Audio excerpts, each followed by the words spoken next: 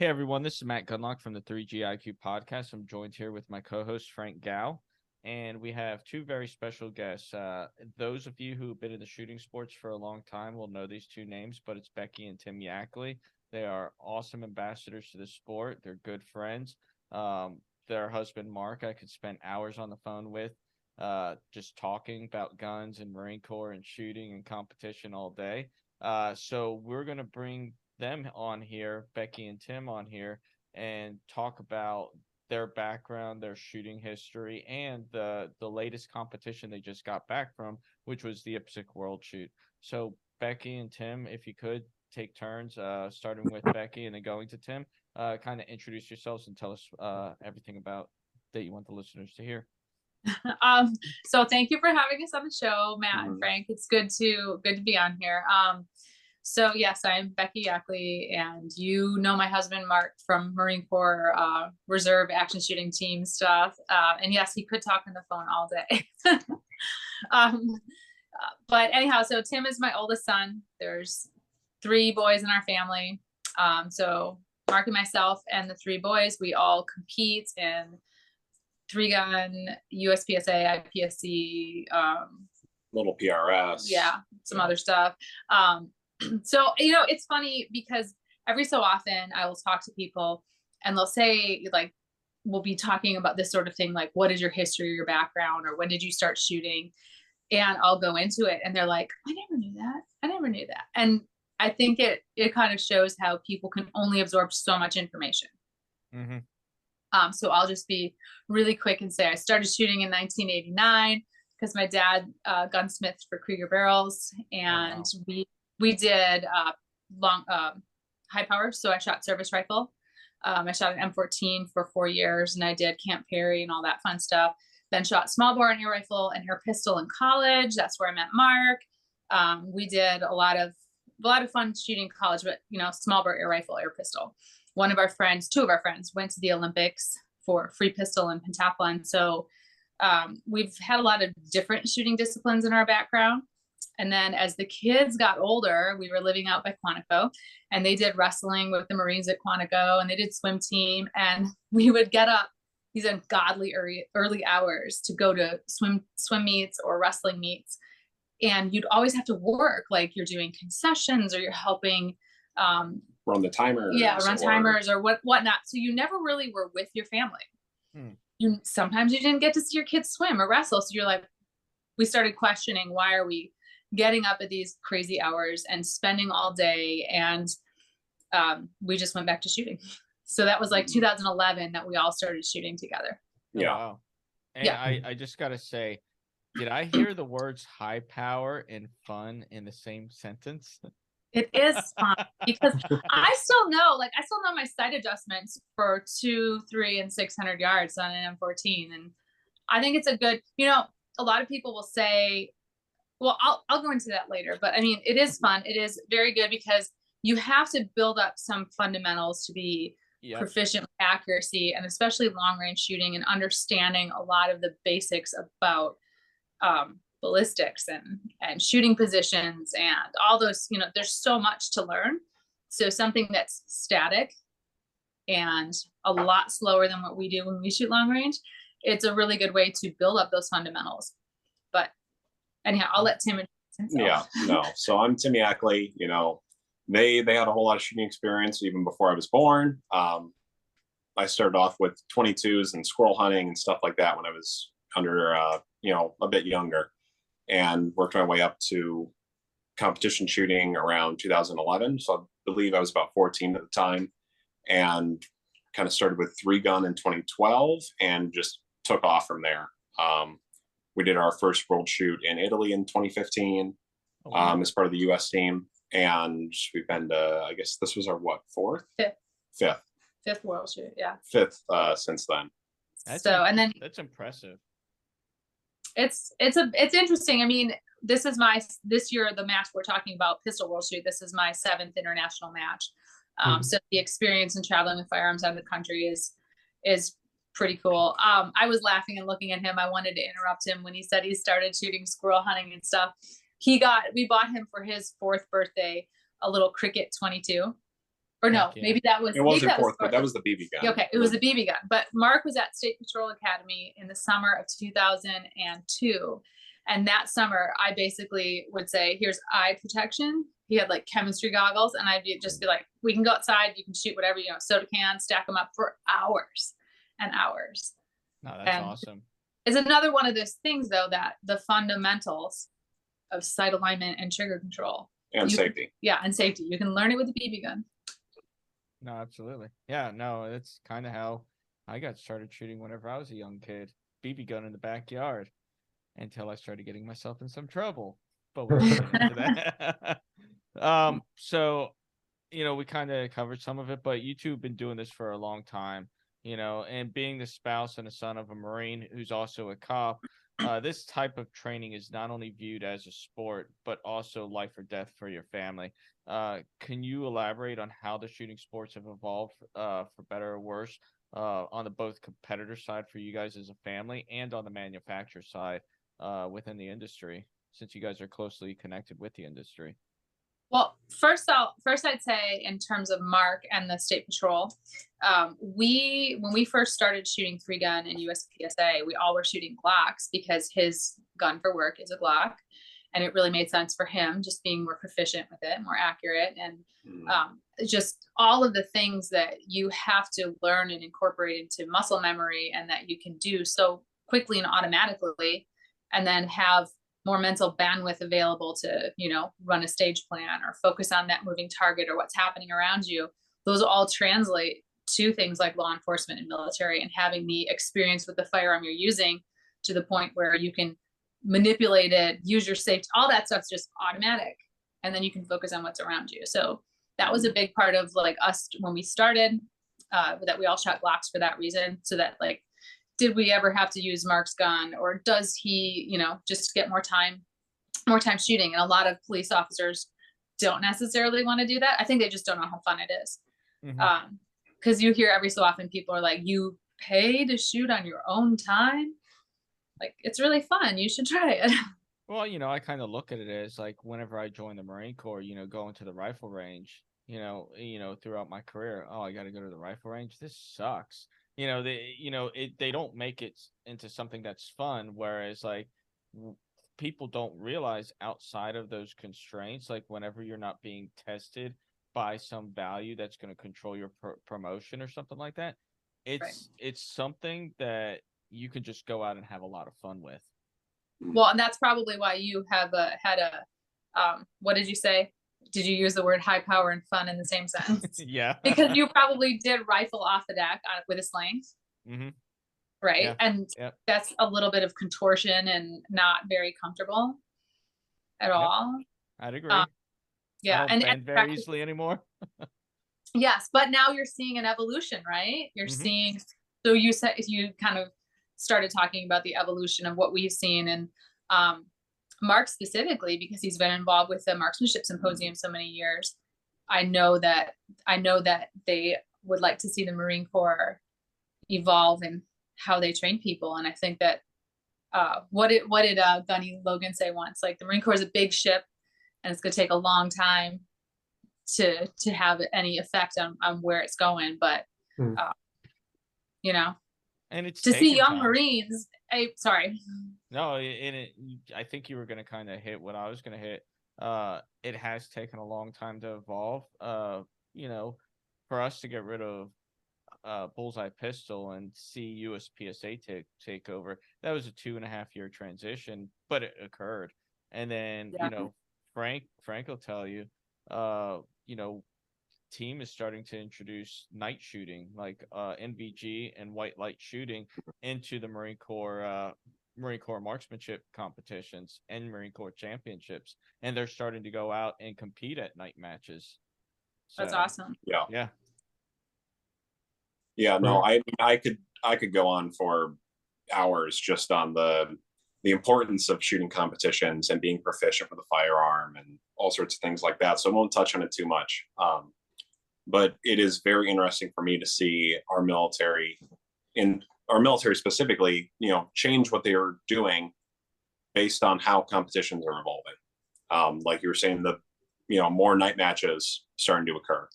things like that. It's something that was quite rare 10 years ago, and they're becoming much more common. Yeah, well, I'd say one of the first ones. Didn't Chad Francis used to host a night match roughly around the same time as Gen 3 Gun, or was that another place? I forget. There was that. There was the Crimson Trace and Surefire multi-gun. They used to have that one out in it was Bend, Oregon. Okay. But you're talking about like the industry evolving in that too, and I think this kind of ties into the Marine Corps and seeing the marksmanship doctrine evolve, is that we see, like optics on pistols and all that sort of stuff that's becoming accessible to people because the prices are dropping and technology is improving and people are finding better ways to do things. I think all of that plays a role, and it's really neat to see the access to those things and the fact that competitive shooters seem to be the ones like, hey, let's try this, let's try that. There's there's always gear races, right? Yep. But I think it's neat to see it drive different sectors of the firearms industry into pushing what's there. If you look at like early pistol optics, like we had some of the loopholed Gilmores for Bucky, and Doug Hainig still shoots one of those Gilmores because it's what he grew up shooting. Like when he was a 14-year-old kid, I think he still got like some of the same stuff, and he knows everything about them because he's worked in them so much. But for somebody who's not familiar with it, it was a very inexpensive optic compared to what we have now. So it's neat to see that, like, it doesn't have to be super high tech. Sometimes it's just about being very proficient with it, but having access to different things does just because it's different drive change. No, absolutely. No, thank you. Yeah, it was really cool getting to hear you guys' backgrounds. But for as long as you guys have both been shooting, is there one match that stands out to the both of you? And where was it? Give us a little bit of background, and why was that your favorite match? But Becky, we'll start with you. Oh, okay. I was gonna let him go first. So I would say that like we've shot shotgun, rifle, we shot 3-gun, pistol. But I think 3-gun in terms of like favorite matches, it would have to be a 3-gun match. And it would have to be a really hard, really difficult one that you're not going to see a lot of the same things that you see in other matches. So I'd say like the old Task Force Dagger matches that Andy Horner ran, those were some, yeah. I mean, honestly, because they were insanely difficult. Like haul a Skedco with 150 pounds in it and climb up a Connex and shoot pistol off of it or rifle off of it. Like it was crazy stuff that you could never do anywhere else, but really fun. Yeah, like one of the stages is kind of almost like a whole compound they have set up where you don't have. It was more to the military training facility. I forget which one it was. Well, is it Arena now? Or Arena. Is that what it? Yeah. Anyways, it's not very often you get to shoot from multiple shoot houses and different, just Connex boxes arranged, jumping through windows, things like that, shooting out, everything from target up close to 100+ yards. It's such a dynamic match that a lot of matches either can't do due to their location and the range facility, or just that they aren't doing something that's crazy difficult. Yeah, like there was a tower that they'd always have a stage up this tower where you'd run up.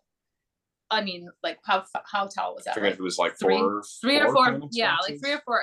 It was tall, and by the time you just ran up it, you're winded, and then you're going to shoot maybe rifle down low and rifle out far, and you might have shot a whole shotgun and pistol array down below before you ran up. So it was really unique, very challenging, and a lot of people were happy to just finish the stages. So yeah, I'd have to say there has been a bit of an evolution of a change in dynamic of some of those really hard matches. Like I've never shot a Task Force Dagger.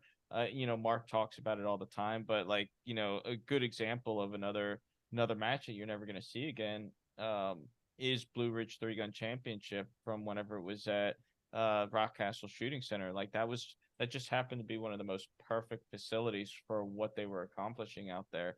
And they, they had a slack line, they had a golf cart stage, they introduced different elements, going up to a rooftop and shooting straight down into targets at the bathhouse stage, like things that made you think. It just wasn't burner, but it was things that made you think about how you had to shoot.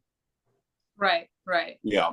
Well, I'd even go into that. Like, I think the first year we shot it was 20. Did we do? We didn't do Blue Ridge 2012, did we? No.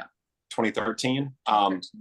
So a lot of, you could even say, like, when they make you climb over big obstacles, like one of the years I shot it, it was like a wooden platform you had to climb over that was almost as tall as the bathhouse.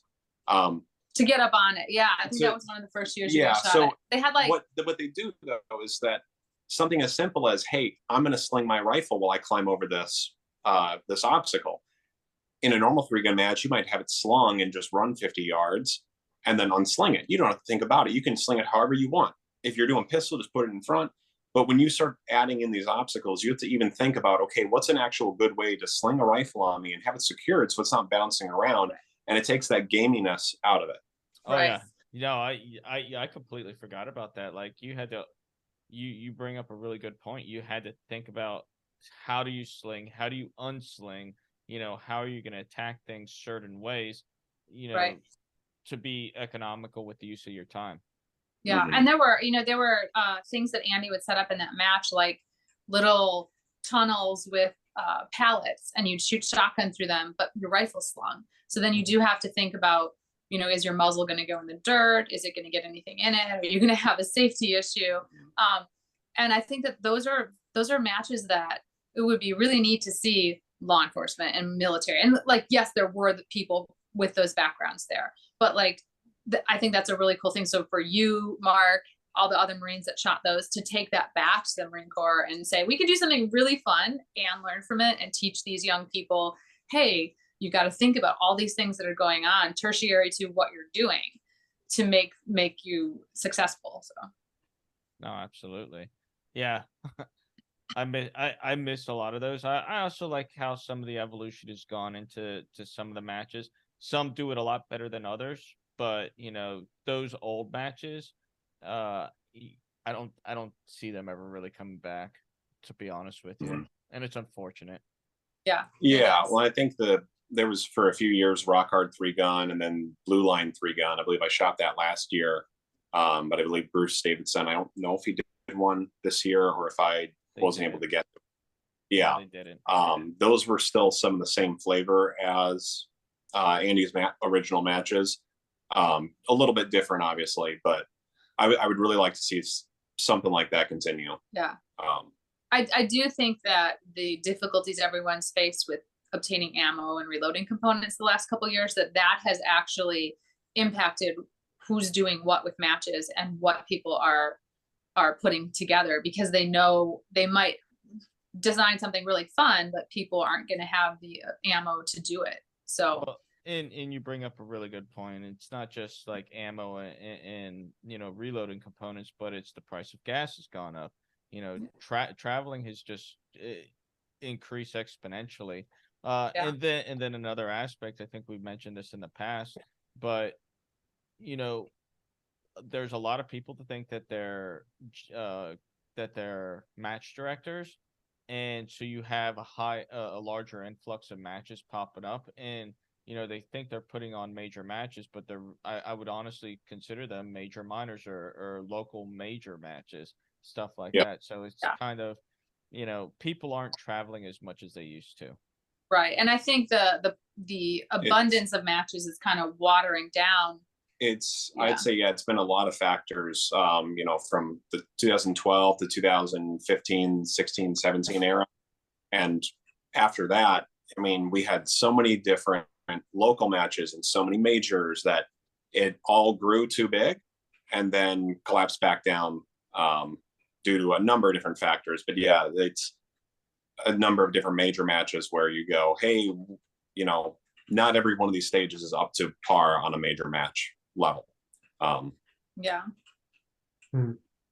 So I'm gonna honestly say, and I've known you guys. I think I first met you guys back in 2016 at my first Blue Ridge match, and that's when I really got close with Mark, and then Becky, you and I, me, you, and the kids, we kind of all met again at Bianchi Cup back in 2018, and we saw each other again at Blue Ridge the following year, and we've always kind of every time we see each other, we're always in contact. And so I think it's safe to say that you guys are probably one of the most successful families in the shooting sports. And how has that journey been for your family, and what lessons have you guys learned as a family?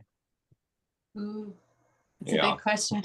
It's like, keep it positive, Tim. No, I mean, so we are super fortunate in what we get to do and what we get to share with people.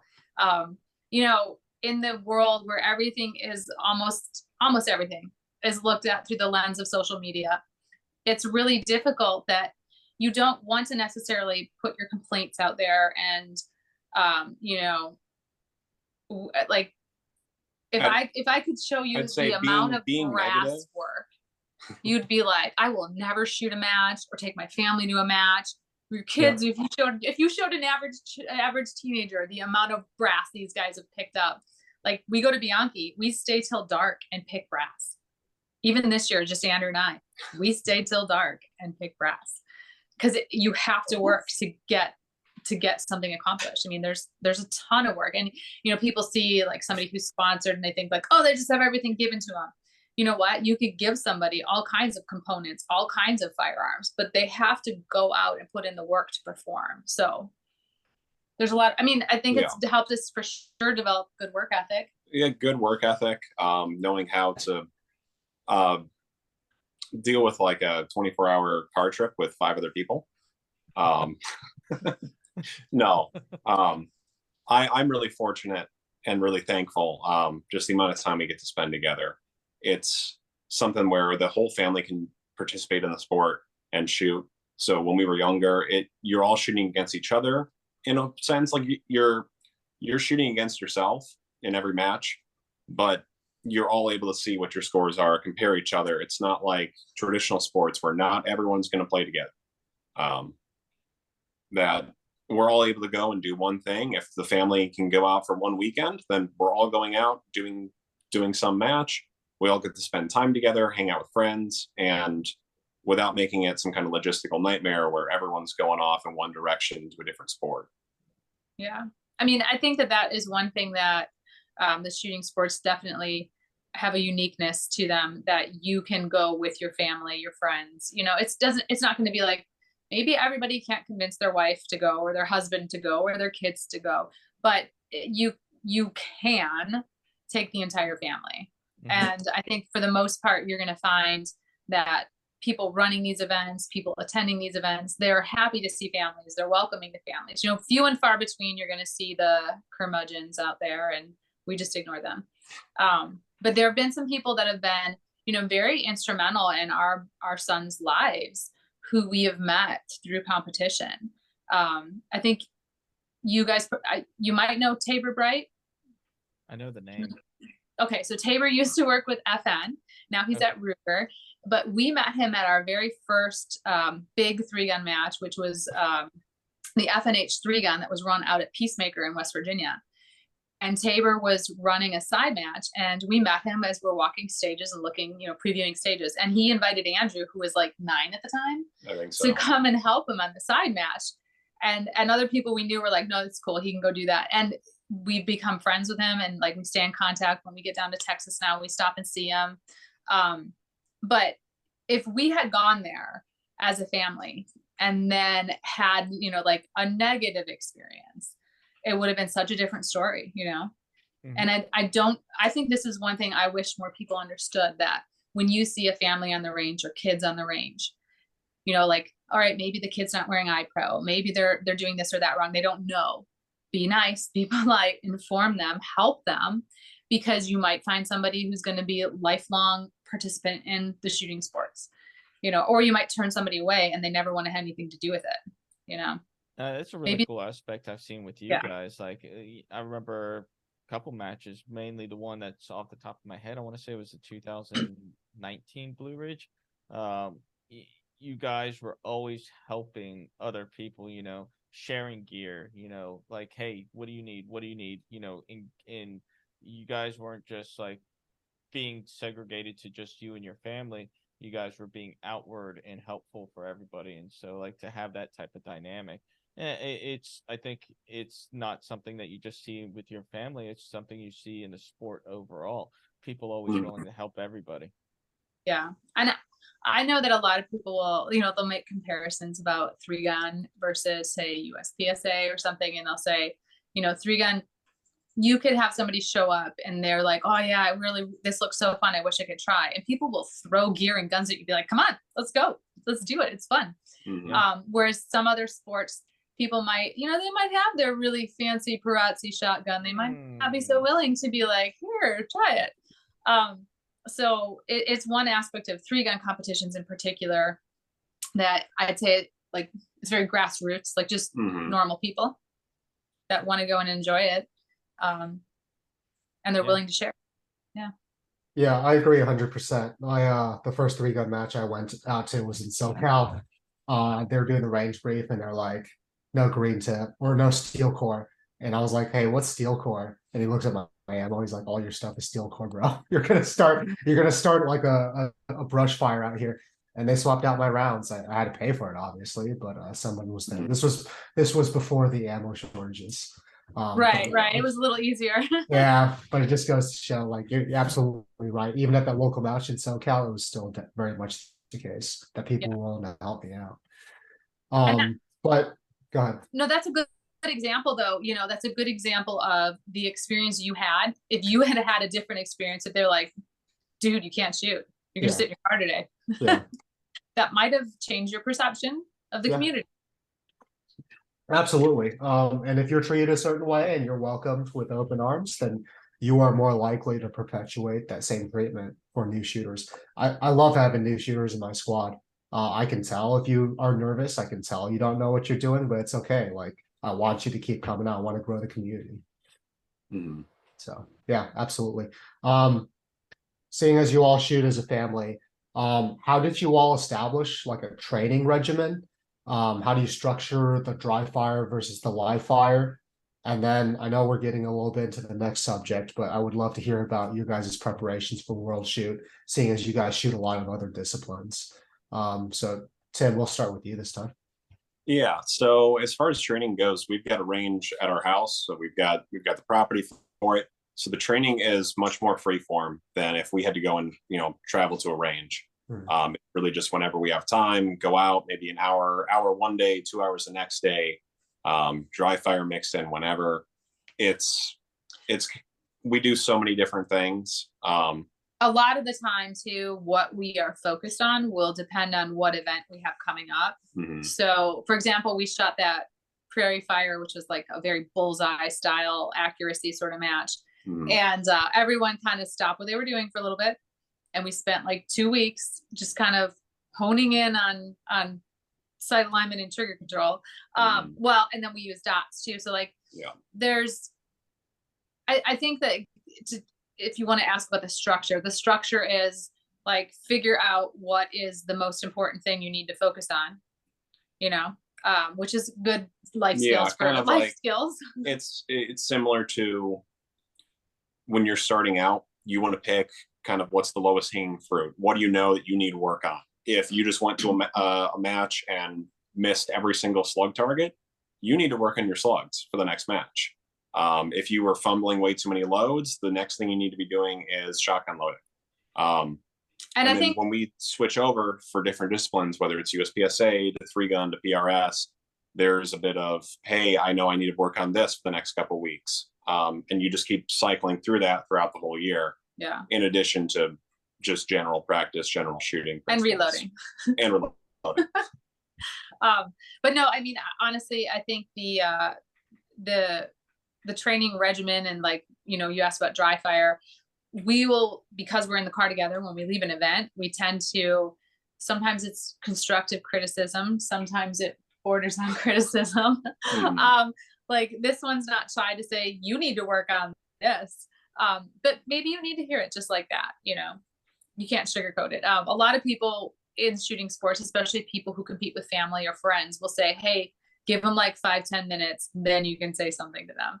So that's always let them have their moment of, well, that was messed up. Because if your mom falls and hurts herself on a stake, first thing you do is say, why did you do that? She's probably gonna lose it. That's Same amazing. goes for your wife. If you say that to your wife, she's probably man. gonna lose it. Probably. So, Yeah. How early did you guys start training for World Shoot? So the process for World Shoot is that you have to shoot. There's 4 scores that they can pull scores from, and so you are going to shoot the discipline that you plan to shoot in, not division. So like we both shot standard. So for the 2 years before the World Shoot, you're going to shoot limited nationals and IPSC nationals, IPSC nationals. And you're going to, and then, you know, as many USPSA matches as you can, really, because you want that experience, because it's more that style versus 3-gun. It's hit factor scoring, right? So the process is that you have those 2 qualifying years before a World Shoot year. So part of your prep for it is obviously going to be attending the qualifying matches, and then, you know, in the process of doing that, figuring out where are my strengths, where are my weaknesses, what do I need to focus on? Yeah. So it's not so much like, hey, how early did you start out? Like technically 2 years before the match was supposed to go on. But then the match got delayed from 2020 all the way to 2022. So it was a bit difficult to be shifted to some different, focusing more on other disciplines and other matches, and then had to go, okay, now as soon as I'm done with, I had like a month after the Prairie Fire match to switch back onto some World Shoot, or I should say IPSC specific training. So you keep it up as far out, you do it as far out as you can, compared to, or I should say the other matches you have going on are going to influence that. Yeah. Makes sense. And IPSC is much more accuracy focused too. Like a lot of USPSA matches, you might not, you might see people shoot very few targets from a static position. They'll do everything they can moving. IPSC, you're going to tend to have more times you're shooting static from positions versus on the move, because it's hit factor. We had one stage, I think I put a video of this on my Instagram. They were the IPSC, like the turtle targets, but in half. And some of them were 25 yards away. I think almost 25, or they had like, they're half targets under a bridge, and you have to shoot, and you're 1A's, like that's your goal. So there's a different balance. And then your movement too, because there are every day in so a World Shoot's a level 5 IPSC. There's 30 stages. You shoot 2 short, 2 medium, and a long every day for 5 days. That was 6. 3. 2 short, 2 medium, 2 long. Not 2, 1 long. Anyhow, there's a mix. They keep it that way so that if there's bad weather on one day, everyone has shot the same approximate number of rounds. That makes sense.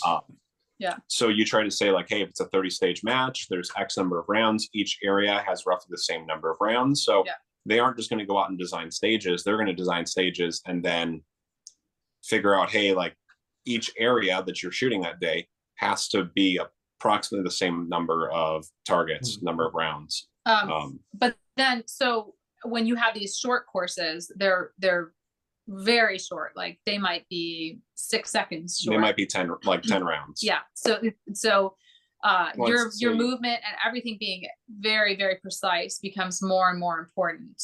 I think Shotgun World Shoot, we had a stage that was an empty gun start.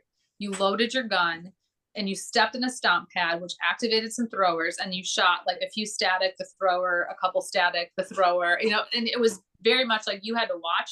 I mean, they had 8-round stages at that. Yeah. So like then you had to decide, do I load 9? Do I load 8? What do I do? Like there's a lot of strategy to it too. So I'd say though, overall for IPSC, because there's so much more of a focus on accuracy, it's also easier to practice specifically for an IPSC,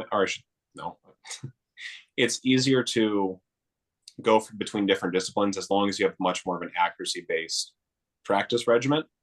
It's not as harsh switching over from other disciplines, if that makes sense. So in 3-gun, if you're out there shooting small pieces of steel at 25 yards, you're going to be right at home for an IPSC match. Whereas if I'm practicing a lot more fast paper shooting on the like move. 2 in and on out of paper positions. anywhere. It doesn't matter. If that's your comfort zone, you're going to be out of your comfort zone for IPSC. Mm-hmm. Okay. So it kind of leads into the next question. First, I want to ask, what exactly is the IPSC World Shoot? And you've kind of already answered the following question, which was, what was the process for qualifying for the World Shoot? And, but there's a pistol World Shoot, there's a shotgun World Shoot, and then there's a rifle World Shoot. Right. Pistol World Shoot has a structure on how to qualify for it. Do you foresee there being a structure in the future for the shotgun and the rifle World Shoot? I'd say it really depends on USPSA leadership. And do they institute some sort of, so it's difficult because right now they have the big multi-gun match is multi-gun nationals. There used to be a few, and there might still be a couple of area multi-gun matches. Like Missouri used to have one. But there is no, USPSA is IPSC pistol, so to say. Yeah. There are no IPSC rifle matches or IPSC shotgun matches here in the States. Right. We have one IPSC pistol match a year. We have IPSC nationals. That's it. We don't have a whole plethora of matches to choose from to qualify for these. Really, the only one that's standardized and is the same is multi-gun nationals every year. I think that also gets into why it's difficult, the selections for rifle and shotgun, because you could say like, well, hey, these matches XYZ are gonna count. Well, who's at those matches? Who are you competing against? Because if your score is based on percent in division, et cetera, what is the rule set? Is it a gamey rule set? Is it a hit factor rule set? Like the scoring and all of that plays a role in it. So it would be nice to see them have IPSC rifle and shotgun matches. It would be really nice to see I would more say it will be interesting to just see them as a whole do them. But right now it doesn't currently make a lot of sense for them to run a few matches specifically for, what is it? I forget how many people went to rifle and shotgun World Shoot respectively. Between, the 30 to 50 people who are actually going to try and qualify 4 teams, it doesn't make a lot of sense logistically for them to hold qualifier matches just for that. And then, so when you asked about what is IPSC World Shoot, so IPSC is International Practical Shooting Confederation. So like we have USPSA, we have 3-gun, we have like PRS, right? So we have all these different matches, and for the most part, these other countries, it's IPSC. They're IPSC. Steel challenge type, like there's a little bit of that in other countries, but it also is like very dependent on each country's laws, right? So I'm gonna go into Russia. Okay, can I say that real quick? Sure. Or I was just going to go into IPSC is one of the major discipline overseas, but it also is some countries just flat out do not compete in IPSC rifle because they can't own rifles in their entire country, right? Or they can't own pistols. And I think so I was going to talk about Russia because when we went to Rifle World Shoot in Russia in 2017, talking with the Russians, you realize that Russian citizens cannot own a pistol. Their club can own a pistol. So when they get a firearm, they start with a shotgun and they have to show proficiency with it. And Australia is the same. To own a firearm, you have to use it in competition, use it in sport, and you have to submit your scores. So for Russia, it's you shoot shotgun, you show proficiency, you get whatever it is. I believe it's like 3 or 5 years. And then you could buy a rifle. And so, yes, so PCC is a big deal because some of these countries, civilians can't have 9mm because like that's a NATO round, right? So then you get into all of these, the competition helping push firearms ownership and push firearm laws. Like, hey, if we're competing in this and we can use a PCC, why can't we own a pistol? Same ammunition. So I know that there are countries that have petitioned for world shoots because it was a positive for them in their firearm laws. We shot a match. I don't know if I want to like say this match. Well, so for a couple years, the NRA was running Bianchi Cup, and the Bianchi Cup has a huge international participation level. And so one of the New Zealanders, she had won ladies, and somebody didn't want to give an award for some reason or another. And everyone was like, hey, she's going to go home to her country. She's kind of the poster child for firearm ownership. Give her the trophy, send her home with it, help them. Because this is what competition in these other countries does. So like for us, we can talk about like, you know, I know you had some questions for me about World Shoot and the experience, because this one was a little rough. I got pretty sick. So it's easy for me to be like, hold it only in places where you can drink the water, please. But then there are also these other things that come into play. Like these countries are trying to improve firearm ownership for their citizens. So there's also that to consider. Okay. Yeah, no, that makes total sense. Yeah. So Really? I don't know what question we were on. I just kind of went off. No, I think they answered all of them, didn't they, Matt? Yeah, they did. Yeah. Okay, so get into the actual like arriving at World Shoot itself.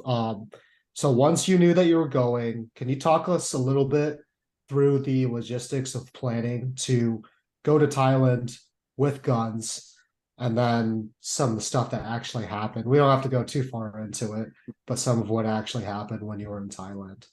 Yeah. So traveling with firearms internationally is a logistical challenge. I mean, and it's not unsolvable. It's not it's doable. You just have to pay really close attention to what you're required to do for the country you're going to, for the airline you're using to get there, for the event that you're going to. So I did a big blog post to help the people on the US team this time, and put it on my website. It's just beckyyackley.com. So I went like go really deep into a lot of stuff. But the biggest thing is that most international competitions, you're going to need the permit to have the firearm there. You're going to need the invitation letter that says you can go there with the firearm. You're going to need your import-export form, or a 4457. It's a Customs and Border Patrol, which basically says it's a certificate of personal effects taken abroad, which basically you're going to go to the airport with your firearm to your Customs Border Patrol office, and you're going to say, these are my guns. Can you please note this on this form? And they stamp it and date it and all that. So those are the biggest pieces that you need. Now, depending on where you're going, there might be more or less paperwork required. Then you're going to have to go to your airline, and you have to get permission, not just from like, I've got a flight in United. Well, do I connect anywhere? Do I connect in a different country that requires an additional permit? Do I connect with a different airline that requires additional permission? So every leg of your trip, every place you go to, you have to make sure that you have all the paperwork in place so that you're not going to get, say, held up in, what was the country? Not us. Who are you thinking about, Rob? Was it Croatia? Yeah. We have a friend who went to Croatia. So I wasn't going to say a name. But no, so like knowing what you can and can't do can save you from having any adventures that you didn't plan for. Mm-hmm. So it took more time to get all of the travel stuff and permits together than it did for me to load all the ammo for both of us for the match, like all the brass prep, everything. I mean, it took upwards of 12 hours at least of solid work, sitting on the phone, going through. And then so you get into other things like, do you get travel insurance? And so traveling with firearms, I think it's something that people should understand more, that it's not very expensive. I think the first time we ever did it was like $30 a person. And this time we might've paid a little more, but I also did a medical like rider. So, I saw a post recently where someone was talking about a US citizen being in another country and having a really severe medical issue, and they couldn't get life flighted back to the US until a hospital was ready to accept them. And that all kind of depends on your insurance and whatnot. So if you're going out of the country and carrying firearms, one, for the fact that there's something valuable, extra insurance is a good plan. But mostly to me, it would be the medical, that if you have something happen, like say you just got really sick, you don't want to be stuck somewhere unable to get home. So it's probably worth it for the like $50 it might cost you. But so there's all those pieces of paperwork on the logistics side of thing, besides, my guns, my ammo, are they packed properly? Every airline has different requirements, and a lot of people, even people who've traveled internationally before, do not know that you need to notify your airline. Maybe they've just squeaked through and never had anyone stop them. But if you leave the country with firearms, 99.9% of the time, you have to get permission from that airline, and you need to start that process. Like we bought our flights end of July, beginning of August, and we started it that day, and we didn't have all the paperwork until the beginning of November. So, Wow. Yeah. Wow. And it depends on your airline. Like I had an experience with flying through Amsterdam to the Czech Republic last year. Really easy. Everything worked out really nice. I got it all done on the computer. They emailed me my permission and my permit. Not an issue. But most airlines aren't going to email you something. So you just really have to be diligent about making sure it's noted in your reservation and that you have checked all the boxes and you know 100% that you're good to go, because otherwise you might get to the airport and never leave. Wow. That's a lot to unpack. That's a lot of things I would never have considered. And you bring up, shoot, being in the military, I've never had to worry about the insurance piece. But now that I'm out of the military, I still have medical coverage, but it's like, all right, that's another aspect that I'm going to have to think about as I travel the world and, just a lot. Yeah.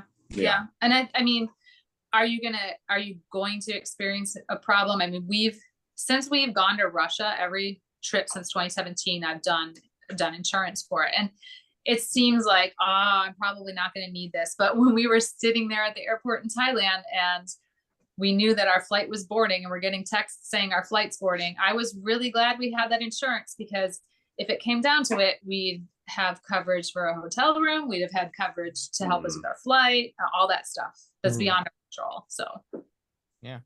So, okay. So you're on the ground in Thailand. So how was the overall structure of the match, from the stages, the schedules, communication, USPSA and IPSC leadership involvement, and even into the award ceremony? What was that all like? So I guess I'd cover mostly the stages. The stages were very, very well done, very neat, clean stages.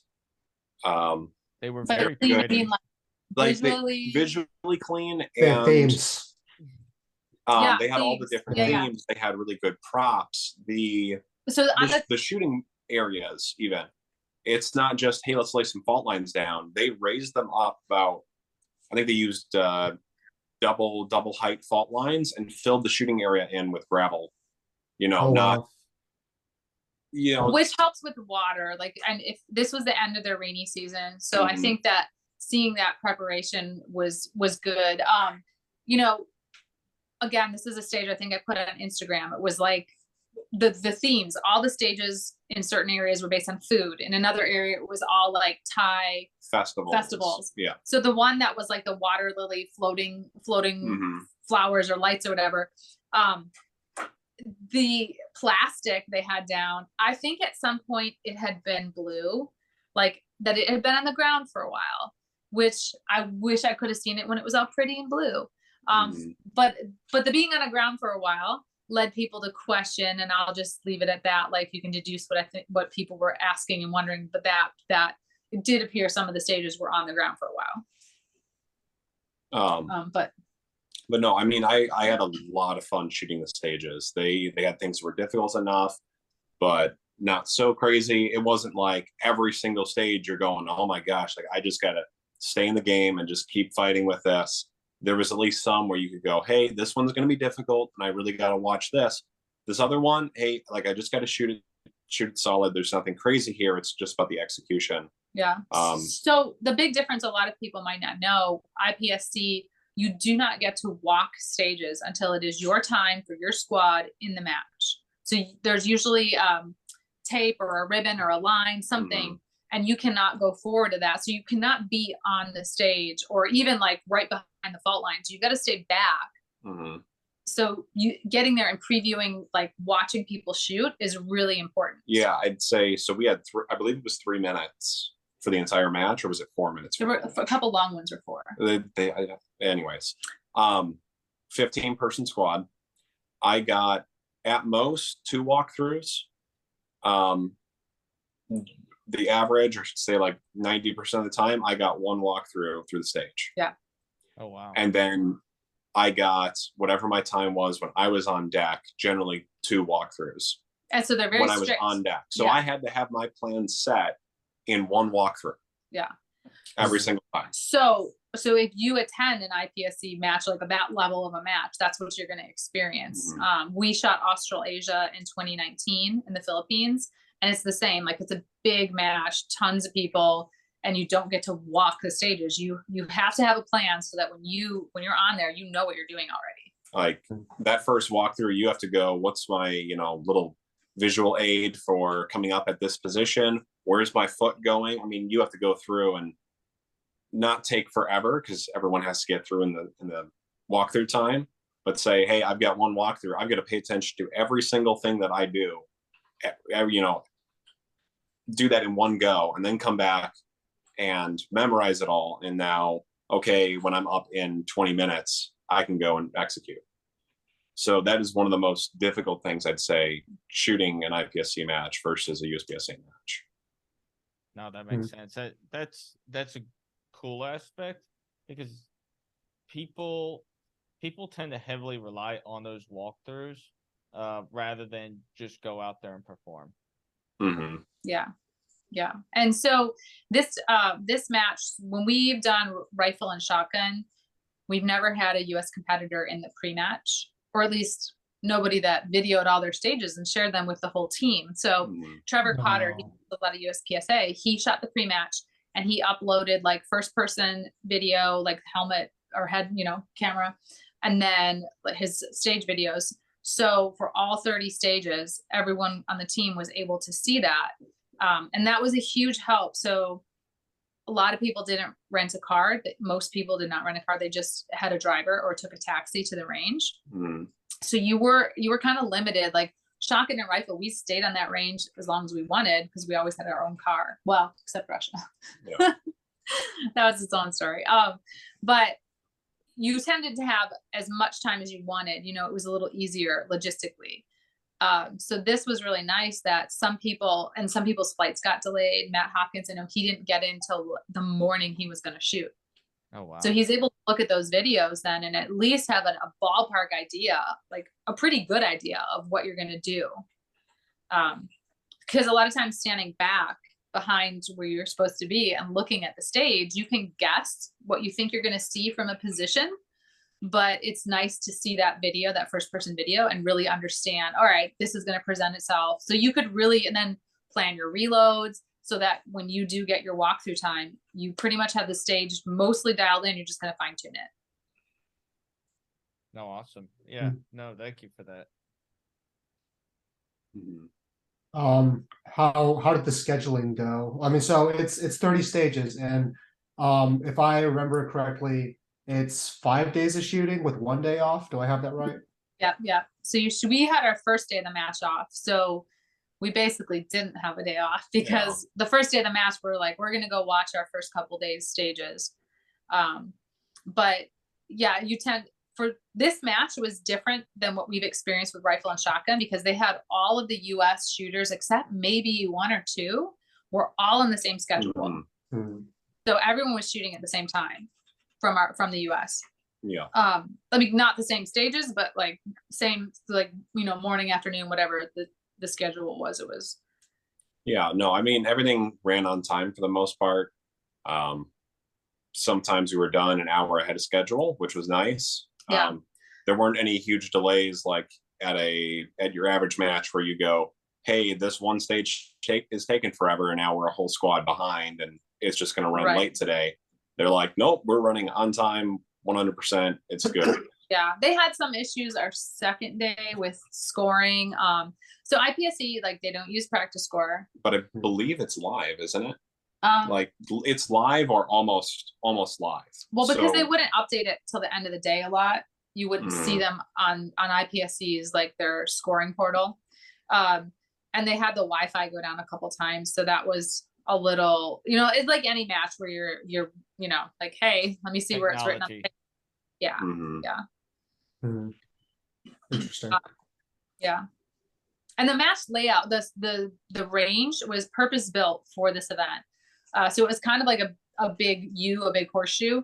So you got dropped off and you walked in, and then there's this U of bays. So You there's know, like, a whole row of bays on the left, on the right, in front of you, and then and there then was it loops around each side. yeah, and then there was like an outer. So if this is the upright, and then there was another layer like outside that. Mhm. So the Your food area, the vendors, all that was in the center. So it was actually really nice in that regard, because every so often somebody who's with someone in our squad would say, hey, I'm going to go get water, or I'm going to go get something from this. Mhm. They had a 7-Eleven store Yeah, on the like range. a double Conex box, like set up, you know, for an event kind of thing. Yeah. Huh. So Did they have a lot of vendors out there? they did. The vendors, yeah. Yeah, they usually the vendor thing's pretty big. It's bigger than we see it in the US at matches. And the food area, like when we did Australasia, that was super fun because there was all this food. Mhm. And this too, like he had some noodles and stuff he loved. Every time we've gone to a country, I've tried to learn enough of the language that I can, you know, like understand the numbers they're calling if they're not using English, and just communicate basic things. So like Russia was really helpful. We both spoke enough Russian to order food and find things. Yeah. But so for Thailand, I'm watching these videos, and they're talking about like, how do you ask where a store is? And they kept saying 7-Eleven. I'm like, okay, I guess that's a common, like you're at a hotel, you need something, maybe you'd go to 7-Eleven, but it's literally the store of Thailand. Like every city block, there is a 7-Eleven. Mm. It was crazy. And so that there was one on the range was equally funny. It was pretty funny. Just like, yeah. Yeah, like when you go walk to your restaurant from your hotel, you're going to pass 3 7-Elevens. Yeah. That's pretty awesome. With it being an international event and shooters speaking all manner of different languages, how do you feel that communication from like the match director and the staff was handled? So it's always interesting. I mean, like every match has been its own experience, you know. Some matches we've seen match directors for World Shoots that are super on social media, and they put stuff out, and like Russia, Andrei Fyodorov was the match director, and he was great. Like when we got to Russia, he waited in his car for like 2 hours at the range for us to all come lock our guns up. Wow. Because we couldn't have them at the hotel. Like super nice, super dedicated people. We had I guess the only breakdown in communication I saw was we had shoot offs. He and I were both in the shoot off, but we didn't know because we didn't look online, but they also posted it really, really late. So we'd already gone to sleep and like packed stuff up, like, all right, we've got awards and we're done. But they actually posted it really late. But the little group, the WhatsApp group where we were all communicating, they had put a photo up that said top 8. And so we were like, all right, well, we don't have to bother with this. But they changed, yeah. They changed it. So like little, you know, just little tiny things like that. And I think, you know, the language thing, they're supposed to use English for all the range commands, and they do. I think Russia was probably the only time we heard them counting sometimes in different. Yeah, but it's generally, Americans are fortunate that kind of every other nation, their second language is generally English. So we have it easy in that regard. Yeah. Okay. Interesting. So why is a match as big as the World Shoot so important to these shooting sports? So I would say, do you want to answer? Well, I'd say there's a number of different reasons. You've already kind of hit some of it with like, you know, the laws and trying to increase awareness and promote the shooting sports and firearms regulations within a country. Is there anything else that really stands out? I believe this was the largest IPSC World Shoot so far, and I forget if it's the largest. I mean, it was upwards of 2,000 people, right? Well, I think 15? I think there were 1,734 competitors. Okay. I think, because I was writing an article about it. But that, like, where I got that count from, was it correct? I know that people kept saying like 2,000 competitors. I think there were people that didn't show up, the entire COVID situation, initially just this past winter, January of this year, they were still saying you were going to need a vaccine in order to go. And so many people were just like, I'm out. Wow. And so there was a lot of, like most of the British people we know, all the Brits said no. There were a lot of people from the US who chose not to go. Like they could have gone, they chose not to. So I think that everything that happened with delaying it and the logistics, it was really long. Like us getting home took 48 hours. Oh, Wow. It was a long trip. Yeah. Yeah, it was exhausting. And I mean, there were a number of people included who got really sick. And it wasn't like from the food. Like I was very careful with what I ate. I only ate cooked stuff. I think I sent you, Matt, the video of the raw squid, people eating raw squid in the street, like crazy stuff. Nope, not doing that. No, we did go to a sushi place that was really good, but it was very fresh and nobody was, you know what I mean? Like it was good food. Yeah. But no, as far as what's more important about it, it's the biggest and one of the highest, for our realm of 3-gun USPSA practical shooting, it's the biggest match, and it's one of the most prestigious ones. That it's something that it takes a lot of work to get to be on one of the teams for it. Yeah, I mean, so honestly, with regards to that side of it, it's important because people will say things like, oh, this is the Olympics of our shooting disciplines of practical shooting. And do I think everybody is at Olympic level that goes to them? Not necessarily. However, I do think that people who participate at that level have been participating in the shooting sports for a long time, and they've put in a lot of work, and they do have a lot of skill, because it took skill just to get the slot to go there. We had a lot of people at this event that really wanted to be there. Like I said, there were some people who qualified for whatever reason they chose not to attend. That's on them. But you'll hear some people kind of say like, oh, well, the US didn't send their A team or whatnot. You're like, no, they sent people who qualified just the same as other people qualified. And there were people who were really committed to being there and committed to helping all of the team, all of the US contingent perform well. And so that was really nice to see that, you had people who weren't even shooting that were there helping. You had people helping different teams with scoring. So verifying scoring was one thing that I found very frustrating, because there were four of us US gals in one squad, and you're the shooter, and maybe this is the big stage, the long stage for the day, and there's targets down both sides, and you can't get to all of them before they're even pasting them. And IPSC has the like in the rules, when they call hits like 2 Alpha, your hands are up here, Alpha Charlie, Charlie Delta, and Mike's, whatever. Or was that 2 Mike? I just do 2 Mike. But so there's structured, like, here are the calls for the targets, and they're supposed to do those signals. While they were doing like hand signals. And so a lot of people were like, are they seeing those? Are they communicating them correctly? So we ended up videoing. One person would go down each side, and we'd video the targets and what they're calling, and we would basically just say, count the Charlies and the Deltas they're calling out, and make sure when it's entered in the pad at the end that whatever each person walked down the side and saw jives with what's put into the pad. So it was not the way you'd want to go to a world shoot or like experience scoring in a world shoot, because sometimes they were pasting them before your delegate got there to look at them. And that was not the best way, I feel. So no, that makes sense. Yeah. So you gotta ask, as we wrap this up, what's next for you and your family? Christmas sitting by the fire. Yeah.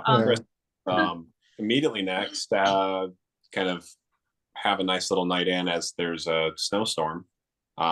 but no, we've got SHOT Show and then Puerto the Rico, Puerto Rico match. yeah, Caribbean Open, Puerto Rico is our first big match. Oh, hey, Josh Cardenas is going to be going. He's going to be going with the Team Da Vinci. Yeah. Okay. Okay. Yeah, we know some of those guys. We've seen them down there. Yeah. It's a good match. It's a really fun match.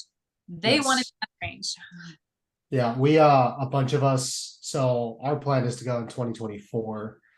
We do want to make it out there. I want to shoot IPSC. I want to experience that. So yeah, Yeah. excited. So what they've done down there the last 2 years is kind of like a blend of IPSC and USPSA, because they don't want people to go like, oh my gosh, you gotta like get different gear or just be very worried. And I think it's also leading IPSC to consider, I want to say we heard this at World Shoot, didn't they talk about like relaxing the whole behind the hip thing? Yeah, Like, certain different requirements they have for.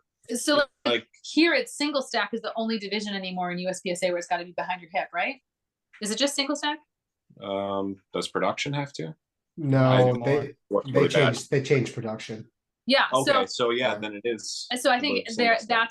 that's what IPSC, I think that's what I heard, is that they're considering to make that change as well, because it is, it's just, I don't know, it's arbitrary to me. It is arbitrary. It's very hard to enforce that particular rule. Yeah.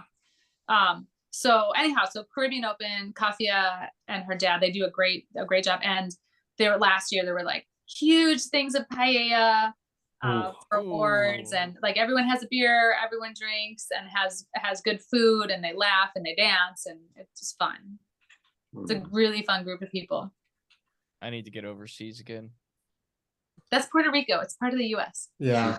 They're talking about making it the 51st state right now. Whatever. It's still an island off the coast of the US. That's what And they it's used to beautiful. Okay, Matt, that's what they used to say about Hawaii, so Yeah, that is true. Honestly, so we've gone 2 years. This will be our 3rd year.